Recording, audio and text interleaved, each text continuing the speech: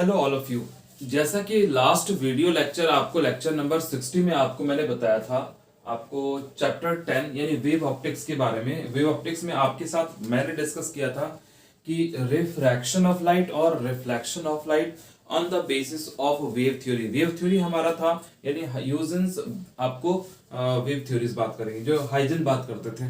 तो यानी हाइजन के बेसिक प्रिंसिपल के बेसिस पे हमने आपको दो पार्ट को डिस्कस किया था। हमने वेव फ्रंट को डिस्कस किया था जिसमें कि स्फेरिकल, सिलिंड्रिकल और आपको प्लेन वेव फ्रंट था। जस्ट उसके आगे का पार्ट हम डिस्कस आज करते हैं। आज जो हमारा नया टॉपिक इसमें स्टार्ट होगा ये है principle of superposition of waves. ये जस्ट इंफॉर्मेशन है। प्रिंसिपल ऑफ सुपरपोजिशन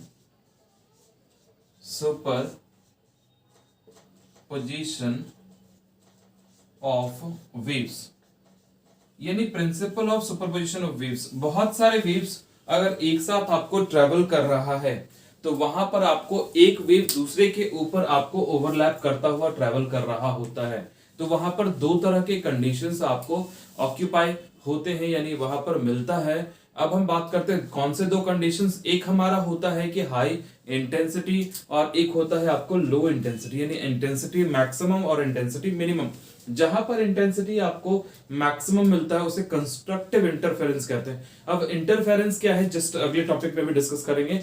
तो आपको तो इंटरफेरेंस हम बात करते हैं redistribution of light energy, energy का बेसिकली रीडिस्ट्रीब्यूशन हम बात करते हैं। तो सुपरपोजिशन प्रिंसिपल में हमारा वही, जैसा कि पहले भी हम बात करते थे प्रिंसिपल ऑफ सुपरपोजिशन, यहां पर भी वही होगा। वेव्स का ओवरलैपिंग के बेसिस पे हम बात करते हैं। तो एक डेफिनेशन मात्र यानी सारे वेव्स के जो इंडिविजुअल आपको डिस्प्लेसमेंट्स हैं सिंपली हम बात कर सकते हैं यानी y is equals to y1 plus y2 plus y3। इसी तरह से बहुत सारे वेव्स हैं उनका अगर मैं डिस्प्लेसमेंट्स की बात करूंगा, टोटल डिस्प्लेसमेंट अगर हम देखना चाहते हैं तो नेट डिस्प्लेसमेंट्स अगर हम बात करना चाहेंगे तो y इक्वल्स टू देख सकते हैं y1 plus y2 plus up to हम बात करेंगे yn तक, यानी सबके डिस्प्लेसमेंट का सम। सिंपली हम अगर बात करना चाहते हैं एक बार इसको डिफाइन कर लेते हैं। इसकी डेफिनेशन आप लिख लीजिए इसको। यहां जो मैं बात कर रहा था कि आपको स्टेटमेंट मैंने आपको बोर्ड पर यहां लिखा है, principle of superposition of waves की हम बात करेंगे और इंटरफेरेंस भी साथ में लिखा है। तो यहां पर मैंने आपको लिखा है when a number of waves travelling through a medium, यानी बहुत सारे वेव्स अगर मीडियम में आपको ट्रैवल कर रहे हैं वो एक दूसरे पर सुपर इम्पोज करता है। तो हम बात करेंगे superpose on each other. Superpose बोले सुपर इम्पोज बोले एक ही बात है। Superpose on each other the resultant displacement is equal to the vector sum of displacement, यानी रिजल्टेंट डिस्प्लेसमेंट की अगर हम बात करना चाहते हैं तो ये इक्वल होता है to the vector sum of displacements due to the individual waves at that instant. उस टाइम पे इंडिविजुअल वेव्स के कारण जितना भी आपको डिस्प्लेसमेंट है तो उसी के बेसिस पे हम बात करते हैं ये सारे के सारे यानी डिस्प्लेसमेंट्स का सम, आपको वेक्टर सम बेसिकली बात करते हैं कि नेट डिस्प्लेसमेंट आपको होता है। तो हम बात करेंगे principal of superposition of waves में सिंपली हम बात करें इंडिविजुअल वेव्स के डिस्प्लेसमेंट को सिंपली ऐड कर देंगे, वेक्टर सम कर देंगे तो हमारा नेट डिस्प्लेसमेंट आ जाएगा। ये था हमारा principal of superposition of waves. जैसा कि दूसरे जगह भी इलेक्ट्रिक फील्ड में भी बात करेंगे, फोर्स में भी बात करेंगे, हर जगह सिंपली आपको एडिशन होता था वेक्टर सम। अब हमारा नया टर्म आता है इंटरफेरेंस। इंटरफेरेंस ऑफ लाइट की हम बात करते हैं when two light waves of the same frequency and having zero phase difference. ध्यान दीजिएगा ये सारी चीजें, जैसे मैं आपको इसमें बात करूं कि जब दो लाइट वेव्स सेम फ्रीक्वेंसी की है और इनके पास जीरो या कांस्टेंट फेज डिफरेंस है, travelling in the same direction, अगर एक डायरेक्शन में आपको ट्रैवल कर रहा है तो ये एक दूसरे पर सुपरपोज करेगा, सुपरइम्पोज करेगा। The intensity in the region of superposition gets distributed. जो इंटेंसिटी होती है जहां पर वो एक दूसरे के ऊपर ओवरलैप करता है तो वो वहां पर इंटेंसिटी रीडिस्ट्रीब्यूट होगा and becoming maximum at some points and minimum at others. जहां पर मैक्सिमम मिला वहां पर हम कंस्ट्रक्टिव इंटरफेरेंस की बात करते हैं, मैक्सिमम इंटेंसिटी की बात करते हैं। जहां पर आपको मिनिमम मिला इंटेंसिटी तो वहां पर हम मिनिमम इंटेंसिटी की बात कर सकते हैं और डिस्ट्रक्टिव इंटरफेरेंस की बात कर सकते हैं। पहले आप प्रॉपरली लिख लीजिए, स्क्रीनशॉट ले लीजिए, आराम से इसको लिखिए। तो मैंने आपको यहाँ पर इसके सुपरपोजिशन ऑफ वेव्स के बारे में बताया, देन आपको इंटरफेरेंस ऑफ लाइट के बारे में बताया। इसमें कुछ पॉइंट्स जो आपको याद रखना है कि दो लाइट वेव्स है हमारा। उसके बाद हम बात करेंगे इनकी फ्रीक्वेंसी, चाहे तो आपको हम बात करें इनकी फ्रीक्वेंसी चाहे तो सेम हो, चाहे नियरली आपको सेम हो, तो हम बात करेंगे जीरो या कांस्टेंट फेज डिफरेंस होगा और ट्रैवलिंग आपको सेम डायरेक्शन में होगा। ये चीजें कुछ याद रखिएगा। दोनों सुपरपोज कर रहा है एक दूसरे पर, तो किसकी यानी इंटेंसिटी की बात करते हैं, उसी का रीडिस्ट्रीब्यूशन होता है। तो रीडिस्ट्रीब्यूटेड, और हम बात करेंगे सम आपको पॉइंट्स पे मैक्सिमम मिलेगा इंटेंसिटी और कुछ कुछ पॉइंट्स पे मिनिमम मिलेगा। इसी को हम कहते हैं इंटरफेरेंस ऑफ लाइट। तो ये आपको डेफिनेशन इंपॉर्टेंट है, आप इसे अच्छे से रीड कीजिए, समझिए और आराम से इसको हम फिर आगे डिस्कस अभी और आगे करेंगे, यानी इंटरफेरेंस के बारे में आगे डिस्कस करते हैं। ये हमारा है यंग्स डबल स्लिट एक्सपेरिमेंट के बारे में अभी इंट्रोडक्शन देगा। जस्ट यहां तक हमने कहा इंटेंसिटी के बारे में और इंटरफेरेंस की बात करेंगे। नेक्स्ट अगला हेडिंग हम डालते हैं, यहां पे नोट कर लिया सबने, नोट कर लीजिए। नेक्स्ट जस्ट इसके अगले पार्ट में हम अगर आगे बात करते हैं तो हम कहते हैं कंस्ट्रक्टिव एंड डिस्ट्रक्टिव इंटरफेरेंस की बात करेंगे।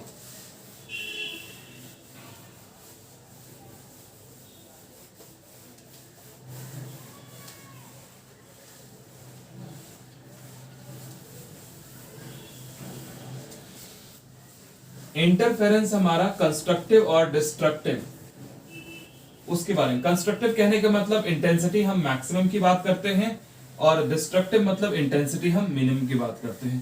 तो कंस्ट्रक्टिव और डिस्ट्रक्टिव में हम क्या लिखना चाहते हैं, देखते हैं कि क्या है हमारा।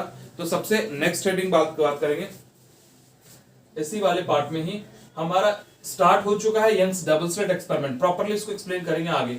तो हम बात करते हैं constructive and destructive interference. Constructive interference और डिस्ट्रक्टिव इंटरफेरेंस को हम डिटेल यहां पर डिस्कस करते हैं। ये है क्या, इंटेंसिटी मैक्सिमम के कंडीशंस आपको क्या क्या है उसके बारे में डिस्कस करते हैं हम यहां पे। यहां जो हम कंस्ट्रक्टिव और डिस्ट्रक्टिव इंटरफेरेंस की बात करते हैं तो सबसे पहले हम दो इंडिविजुअल वेव्स को लेने की कोशिश करते हैं। जैसे कि अगर आपको मैंने दो इंडिविजुअल वेव्स का डिस्प्लेसमेंट लेने की कोशिश किया तो यहां पर हम बात कर सकते हैं जैसे कि डिस्प्लेसमेंट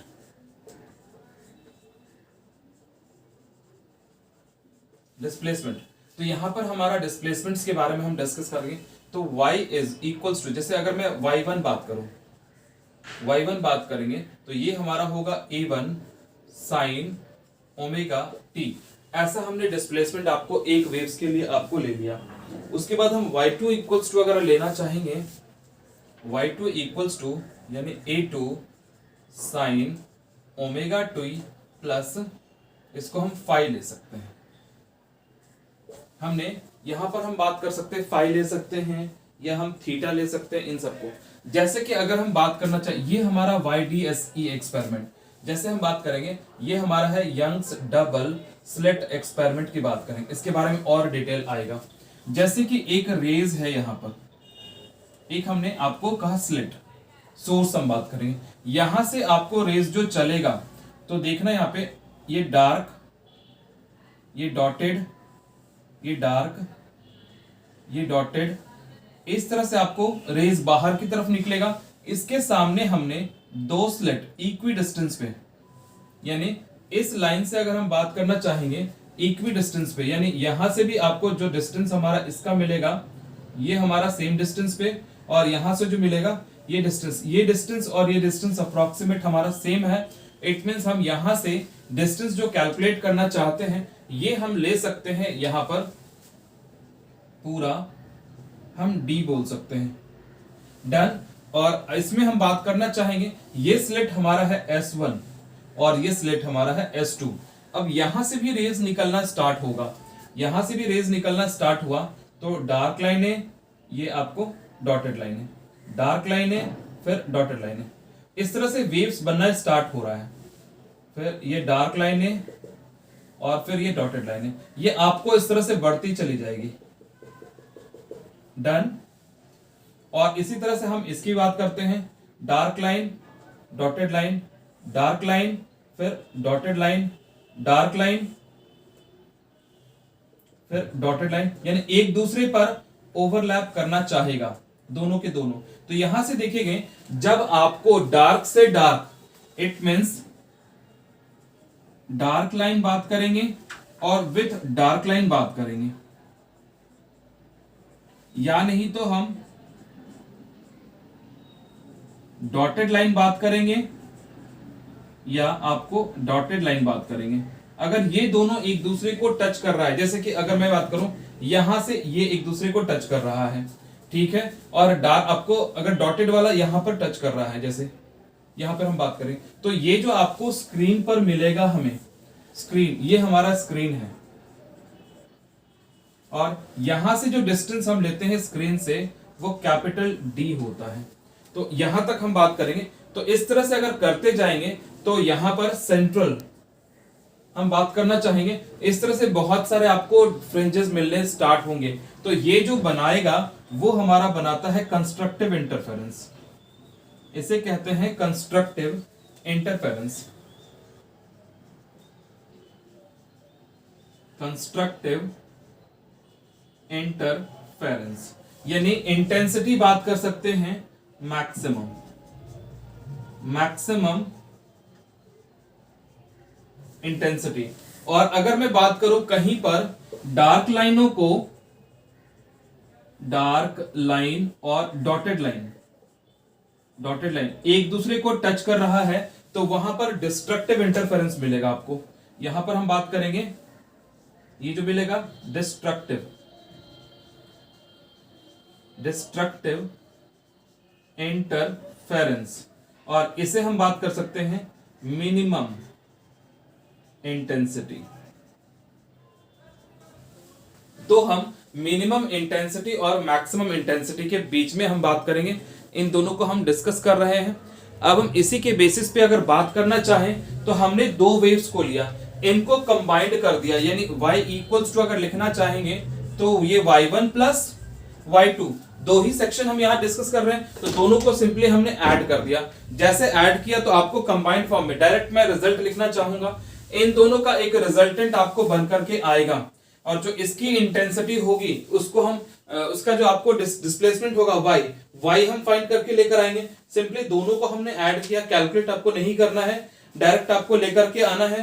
तो यहां जो हमारा आपको y अटैच होकर के आएगा, इंटेंसिटी इसका a1 a2 हमारा एम्पलीट्यूड है। तो हम बात करेंगे यहां पे कैपिटल A आ जाएगा, जैसा कि हमने वेक्टर सम में आपको पढ़ा था, दो वेक्टर का एडिशन, जैसे ट्रायंगल लॉ ऑफ एडिशन और पैरेललोग्राम लॉ ऑफ एडिशन, जैसा वहां पर आपको फॉर्मूला पढ़ा था, सेम आपको यहां पर भी फॉर्मूला है।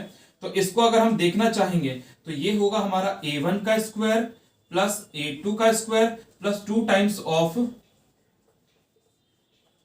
a1 a2 cos phi. जो एम्पलीट्यूड हम कैलकुलेट करना चाहते हैं, रिजल्टेंट एम्पलीट्यूड इस तरह से आपको कैलकुलेट होकर के आ जाएगा। तो ये हमारा फॉर्मूला a स्क्वायर है यहां पे।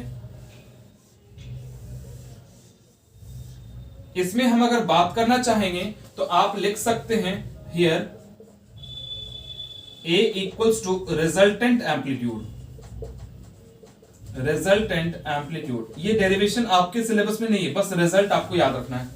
a1 और a2 जो हम बात करेंगे, ये हम बात करेंगे एम्पलीट्यूड ऑफ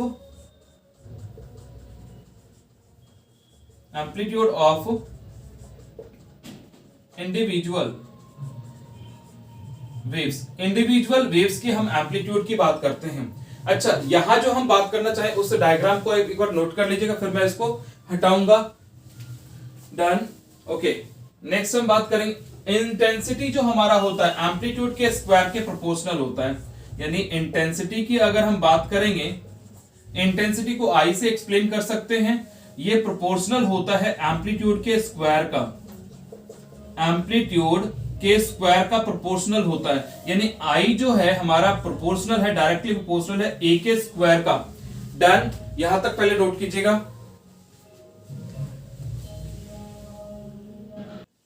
तो यहां जो हम बात कर रहे थे, तो इंटेंसिटी हमारा डायरेक्टली प्रोपोर्शनल है ए स्क्वायर के। यहीं से इस फॉर्मूले को थोड़ा मॉडिफाई करते हैं। अब देखते हैं कि क्या है यहां पर। अगर मैं इस फॉर्मूले को आपको करूं इंटेंसिटी के टर्म में अगर बात करना चाहेंगे, इंटेंसिटी हमारा प्रोपोर्शनल है ए के स्क्वायर का, तो हम यहां से बात करना चाहें इंटेंसिटी जो है आपको के ए स्क्वायर हो सकता है। इस बेसिस पे अगर बात करना चाहें तो आप यहां से लिख सकते हैं intensity I is equals to K A का स्क्वायर। ये हमारा रिजल्टेंट इंटेंसिटी है। ये हम अगर बात करना चाहेंगे तो रिजल्टेंट हमारा इंटेंसिटी, यानी हम बात करना चाहेंगे I equals to K A square. उसी तरह से अगर मैं I1 की बात करूं तो ये हमारा के A1 का स्क्वायर, I2 की बात करना चाहेंगे के A2 का स्क्वायर। अब इस फॉर्मूले में हम पुट करना चाहते हैं, इस फॉर्मूले में अगर हम करना चाहते हैं तो आप यहां से इजी वे में कर सकते हैं आपको। तो यहां हमारा फॉर्मूला मॉडिफाई होकर के ए के टर्म में आपको आ जाएगा, यानी इनमें सब में के से मल्टीप्लाई कर दीजिए तो आप लिख सकते हैं के ए का स्क्वायर, फिर के A1 का स्क्वायर, के A2 का स्क्वायर, प्लस हम बात करना चाहेंगे ये आपका क्या हो जाएगा, A1 है आपका, यहाँ पे 2 टाइम्स हम बात करेंगे, जिन आपको 2 को हम बाहर कर लेंगे, 2 को हम बाहर कर लेंगे और यहां पर आपको के A1 और फिर के A2 cos फाई, इसको हमने लिखा यहां पर। इस तरह से हमने लिखने की कोशिश की, कैसे कैसे हमने, तो यहां पर हम इसको लिख करके आ रहे हैं। तो हमारा जो पार्ट आता है यहां पे, तो हमारा कैलकुलेशन यहां से इजी वे में हो जाएगा। I इक्वल्स टू I1 का स्क्वायर प्लस I2 का स्क्वायर, यहां तक तो हमने कर लिया, I2 का स्क्वायर, तो I1 का स्क्वायर प्लस I2 का स्क्वायर, प्लस हम अगर बात करना चाहेंगे 2 times of under root I1 I2 plus 2 times of I1 I2 cos phi. ये फॉर्मूले को ध्यान में केवल रखना है,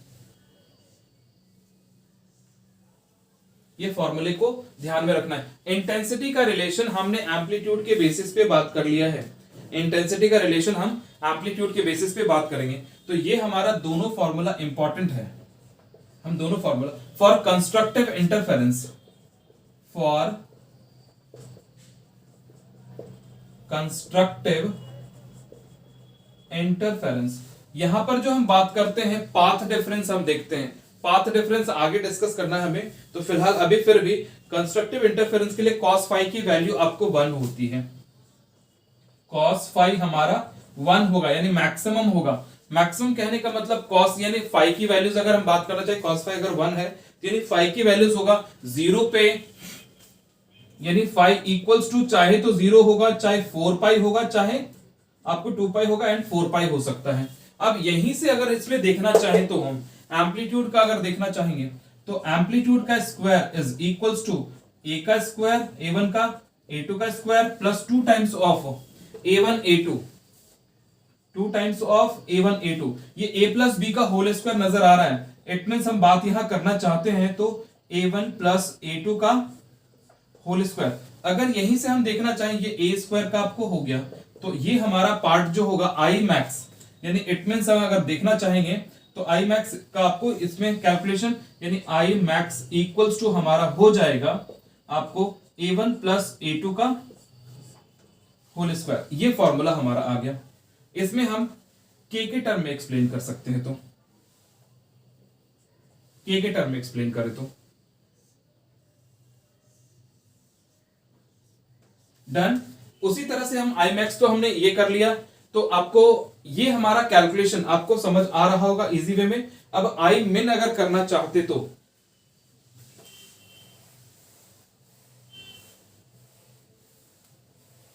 अगर मैं I min की अगर बात करना चाहूं तो यहां पर for destructive interference, for destructive interference, इसमें जो हम cos फाई की वैल्यू हम बात करना चाहेंगे, ये हमारा cos फाई जो हम देख रहे हैं वहां तो हमारा मैक्सिमम था। डिस्ट्रक्टिव इंटरफेरेंस के लिए अगर हम देखना चाहेंगे तो डिस्ट्रक्टिव इंटरफेरेंस -1 होता है, और -1 यानी cos 180 डिग्री पे बात करते हैं, तो ये हमारा होगा फाइव इक्वल्स टू, सारे ऑड मल्टीपल्स होंगे, फाइव इक्वल्स टू बात करना चाहेंगे पाई पे होगा, 3 पाई पे होगा, 5 पाई पे होगा एंड सो ऑन।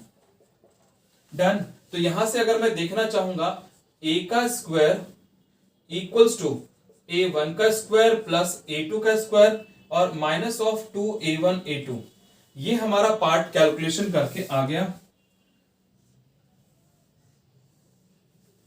तो ये हम जो बात करना चाहेंगे, ये हमारा a का स्क्वायर इक्वल्स टू हम बात करेंगे तो a1 माइनस a2 का यानी a माइनस b का होल स्क्वायर, इसके बेसिस पे बात करेंगे। तो ये फॉर्मूला हमारा यहां पे बन के रेडी हुआ। एम्पलीट्यूड का रिलेशन, ये मैक्सिमम में हम बात करेंगे, मैक्सिमम एम्पलीट्यूड की बात करेंगे तो, और सॉरी मिनिमम में हम मिनिमम की बात करते हैं, ये भी हम मिनिमम की बात करते हैं। तो अब इंटेंसिटी के टर्म में अगर बात करना चाहेंगे तो आई मिन की अगर बात करना चाहें तो k टाइम्स और बात करना चाहेंगे तो a1 minus a2 rest to power 2, ये आप नोट कर लीजिए।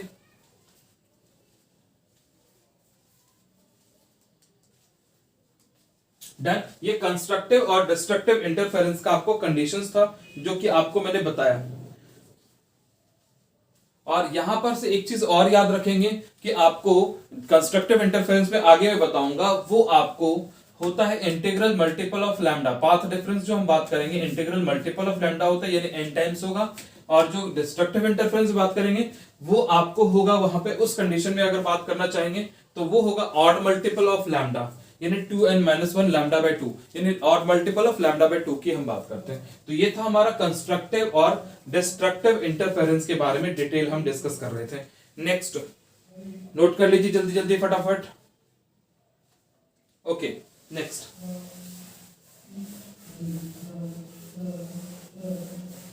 यहां जो हम डिस्कस कर रहे हैं, एक आपका सेक्शन और भी हो सकता है कि आपको मैक्सिमम और मिनिमम इनका रेशियो क्या होगा, तो सिंपली डिवाइड कर देते हैं तो k से k कैंसिल हो जाएगा, k से k कैंसिल हो जाएगा। अगर मैं यहां से लिखना चाहूंगा I max upon I min equals to लिखना चाहेंगे तो आप लिख सकते हैं a1 प्लस a2 का square divided by a1 minus a2 का स्क्वायर। ये भी फॉर्मूला आपको काफी न्यूमेरिकल्स में यूज होता है। इस पे एक स्टार लगा दीजिएगा। इस पे हम दोबारा आएंगे एक अगले सेक्शन में, थोड़ा सा जब वहां पर डिस्कस करेंगे इंटेंसिटी के बारे में, वहां पर फिर से एक बार और आएंगे, इंटेंसिटी के बारे में एक बार और डिस्कस करना है। नेक्स्ट हेडिंग हम डालते हैं coherent and incoherent sources. Coherent and incoherent sources. अगर हम कोहेरेंट और इनकोहेरेंट सोर्सेस की बात करते हैं तो सिंपल आपको इसको एक्सप्लेन अगर करना चाहेंगे तो अगर कोई ऐसा सोर्सेस, दो सोर्सेस को अगर देखें जिनका सिंगल पेरेंटल सोर्स हो, उसे हम सिंपल कहते हैं कोहेरेंट सोर्सेस, और जिसका आपको सिंगल पेरेंटल सोर्स ना हो उसे हम कहते हैं इनकोहेरेंट। अब इसमें फेज का डिफरेंस क्या होता है, इसमें फ्रीक्वेंसीज और वेवलेंथ कैसा होता है, इसके बारे में हम लिखते हैं। नेक्स्ट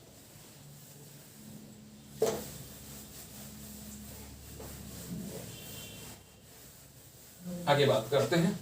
इसमें अगर यहां पर हम देख रहे हैं कोहेरेंट सोर्सेस, तो डेफिनेशन आप लिख सकते हैं। इसको डेफिनेशन एक बार लिख लीजिए, मैं नोट कर देता हूं एक बार। यहां जो हम बात कर रहे थे, यहां पर कोहेरेंट एंड इनकोहेरेंट सोर्सेस के बारे में डिस्कस कर रहे थे। मैंने कहा to sources of light which continuously emit light waves of same frequency, यानी हम बात करें दो सोर्सेस अगर लाइट की हम बात करते हैं जो कॉन्टिन्यूअसली एमिट कर रहा है लाइट वेव्स सेम फ्रीक्वेंसी या सेम वेवलेंथ की विथ जीरो और कांस्टेंट फेज डिफरेंस। यहां पर हम बात करेंगे चाहे तो वो जीरो या कांस्टेंट फेज डिफरेंस पे अगर होगा तो हम बात करेंगे ये between them are called coherent sources. मैं रीड कर रहा हूं फिर से, two sources of light which continuously emit light waves of same frequency और वेवलेंथ विथ जीरो और constant phase difference between them are called coherent sources. मतलब दो कोहेरेंट सोर्सेस हम बात करना चाहेंगे, दो सोर्सेस लाइट की जो कंटिन्यूसली एमिट कर रहा है सेम फ्रीक्वेंसी या वेवलेंथ की, जीरो फेज डिफरेंस या जीरो कांस्टेंट या कांस्टेंट फेज डिफरेंस से, तो उसे हम कह रहे हैं कोहेरेंट सोर्सेज। लेकिन फिर से हम बात करते हैं इनकोहेरेंट क्या है, तो यहां पर जो हम बात करना चाह रहे थे ये तो हमारा आ गया कोहेरेंट सोर्सेज, ये तो हम बात करेंगे कोहेरेंट सोर्सेज के बारे में। अब हम बात करते हैं two sources of light which do not emit light waves with constant phase difference are called incoherent sources.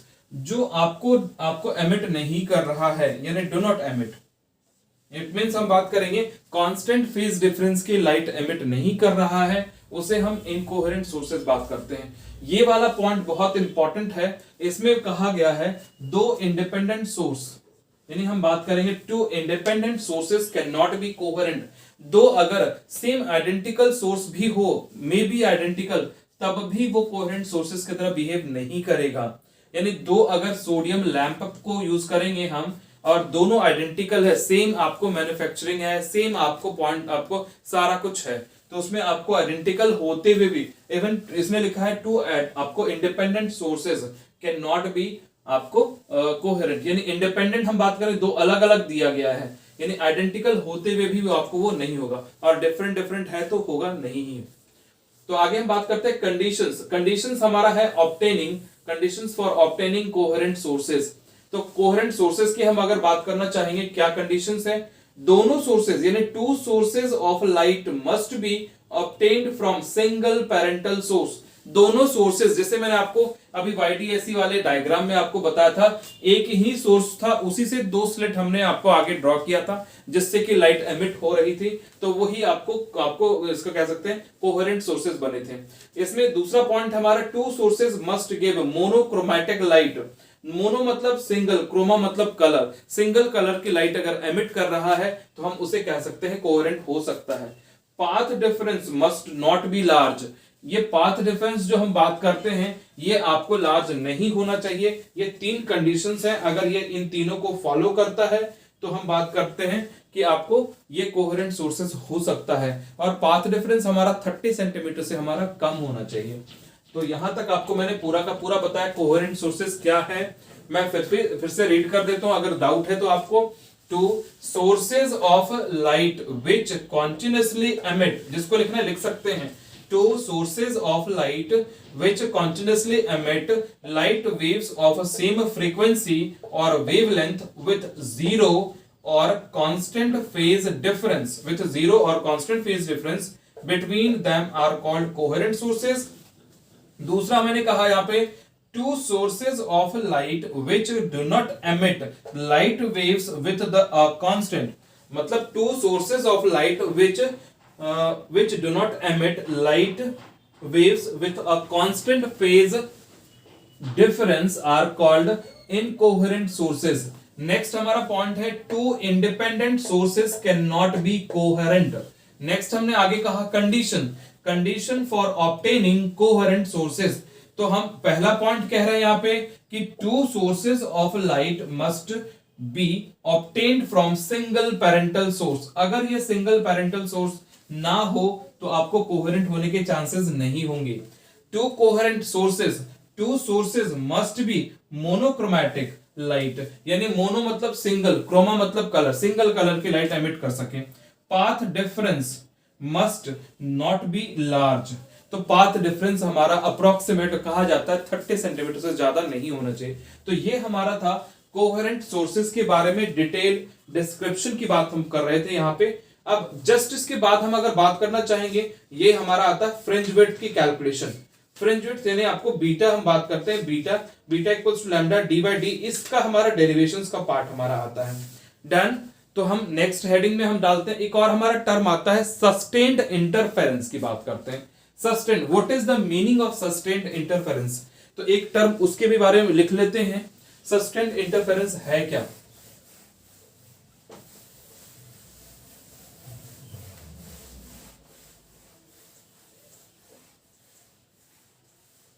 चलिए, तो हम बात करेंगे सस्टेन्ड इंटरफेरेंस। नाम से पता चल रहा है कोई भी चीज स्टैटिक सिचुएशन टाइप में है।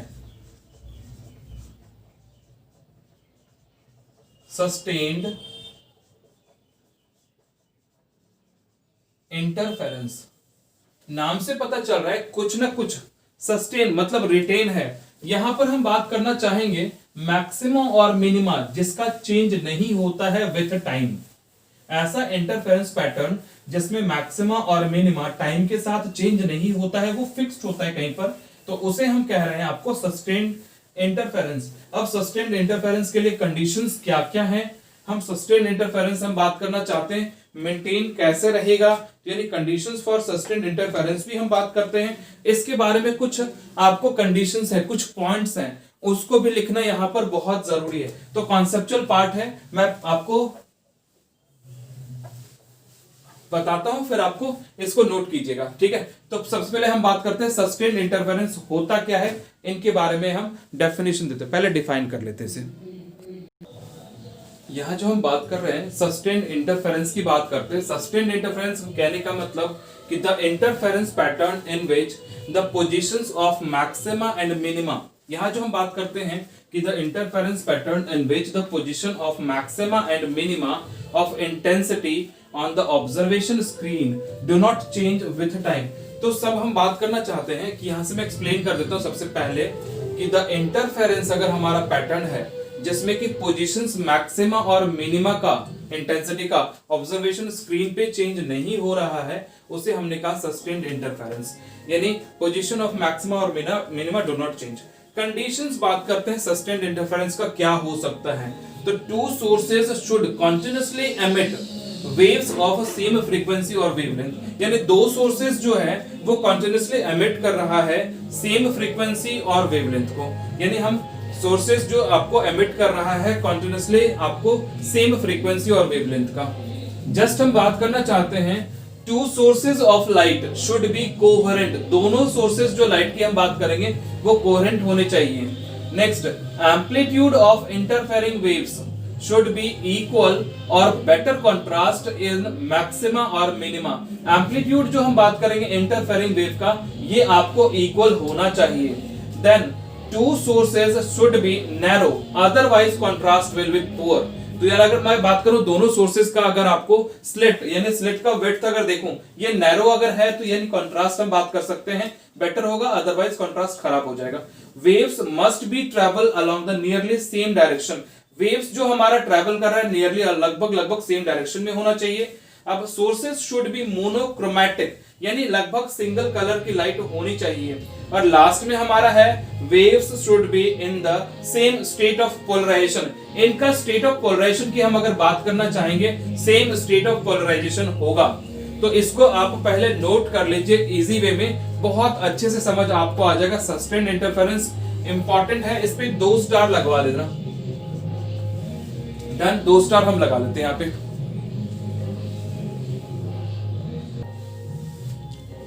ओके, यहां पर जो हम देख रहे हैं मैं एक बार इसको स्टेटमेंट को रीड कर देता हूं। The interference pattern in which the position of maxima and minima, the interference pattern in which the position of maxima and minima of intensity on the observation screen do not change with time is called a sustained interference।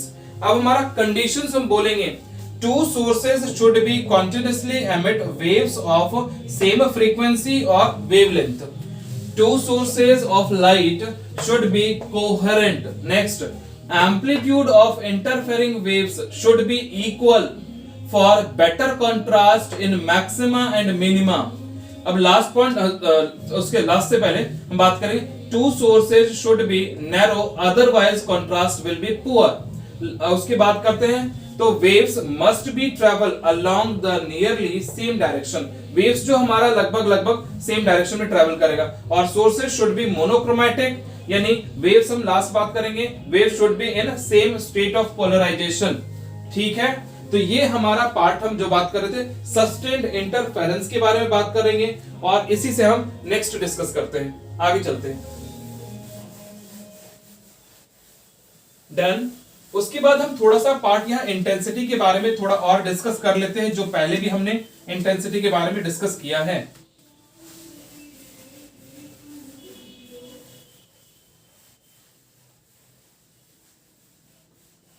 Next, इसमें हम अगर देखना चाहते हैं तो ये हमारा part है। देखते हैं comparison of intensity at maxima and minima. Next heading हम डालेंगे आपको मैक्सिमा एंड मिनिमा इंटेंसिटी, इनके बारे में डिस्कस करते हैं। इंटेंसिटी की मैक्सिमम और मिनिमम के बारे में बात करते हैं, जो पहले भी हमने डिस्कस आपसे किया था। डन। तो एम्पलीट्यूड का हमने देखा था कि जैसे रिलेशंस आपका है यहां पर, एम्पलीट्यूड हम बात करेंगे, इंटेंसिटी, इंटेंसिटी अगर देखना चाह रहे हैं, डन, जैसे कि हम बात कर रहे थे इंटेंसिटी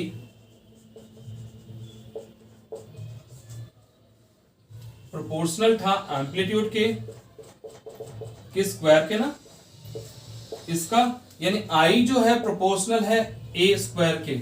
हमने आई मैक्स अपॉन आई मिन आपको करके दिखाया था, क्या हुआ था।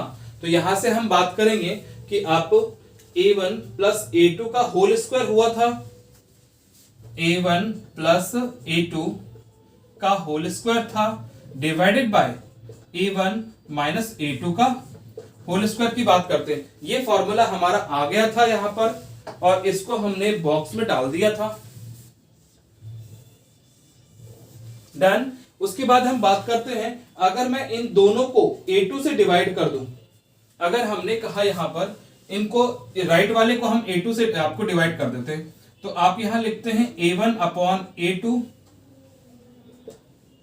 Minus a2 divided by a2 का स्क्वायर, डिवाइडेड बाय, मैंने कहा a1 divided by a2 minus a2, ये प्लस है बीच में, a2 डिवाइडेड बाय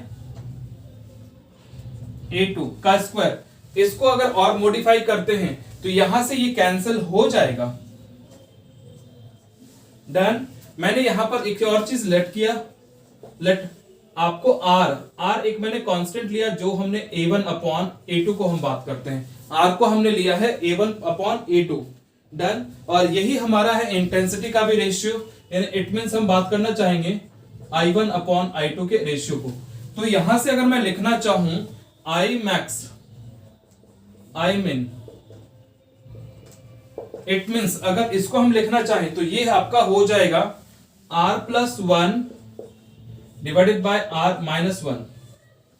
ये पूरे का स्क्वायर हम यूज कर सकते हैं, ये भी आपको रिलेशन आता है। तो इससे भी आराम से हम एम्पलीट्यूड के मैक्सिमम और मिनिमम के बारे में डिस्कस हम इजी वे में कर सकते हैं। इसके बेस पे न्यूमेरिकल्स भी बहुत सारे मिलते हैं, तो इसको भी हम आराम से डिस्कस कर सकते हैं। एक और नोट डाल करके हम अगर बात करना चाहते हैं तो एक विड्थ की बात करते हैं,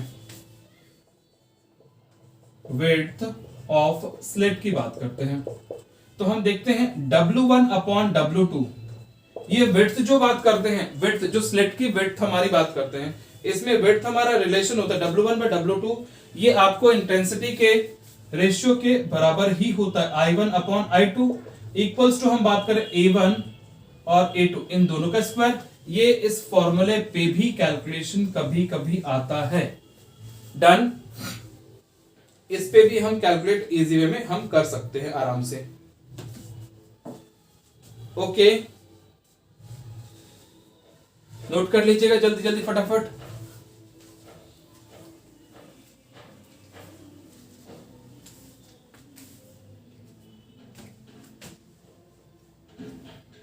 डन।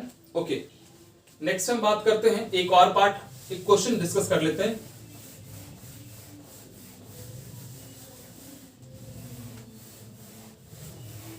एक क्वेश्चन यहां पर लिखते हैं, कैलकुलेट लिखिएगा इसमें कि what is the ratio of slit width, what is ratio of slit width. हम बात करते हैं स्लिट के, आपको विड्थ का रेशियो क्या होगा, what is the ratio of slit width if the amplitude of light waves, if the amplitude of the light waves, अगर लाइट वेव्स के एम्पलीट्यूड की अगर हम बात करेंगे, amplitudes of the light waves हम बात करना चाहेंगे कि उसका रेशियो आपको दे रखा है, amplitude of the light waves have ratio √2:1।